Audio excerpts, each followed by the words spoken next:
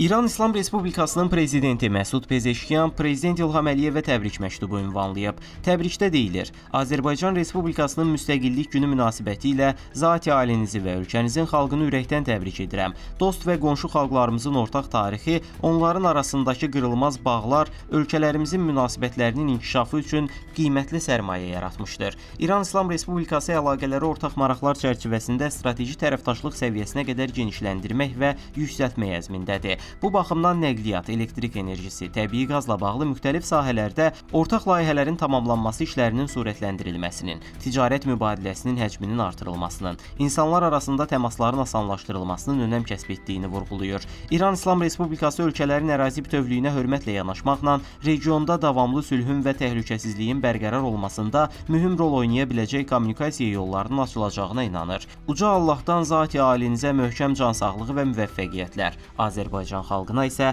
səadət və xoş günlər arzulayıram. Ermənistan Azərbaycanla sülh müqaviləsini imzalamağa hazırdır. Bunu Ermənistanın Xarici İşlər Naziri Ararat Mirzoyan Avropa İttifaqı səfirlərinin İrəvanda keçirilən regional iclasında çıxışında deyib. Sülhün mənim ölkəm üçün alternativi yoxdur. Biz Azərbaycanla hərtərəfli və institusionallaşdırılmış sülhü əzmlə davam etdiririk. Ermənistan sülh müqaviləsini imzalamağa hazırdır, deyə Mirzoyan vurğulayıb. Biz Ermənistan və Azərbaycan arasında münaqişənin bitməsində maraqlı olan tərəflərdən biriyik. Mən hər iki ölkənin rəhbərliyinə buna hazırlıq nümayiş etdirdiyinə görə təşəkkür etmək istəyirəm.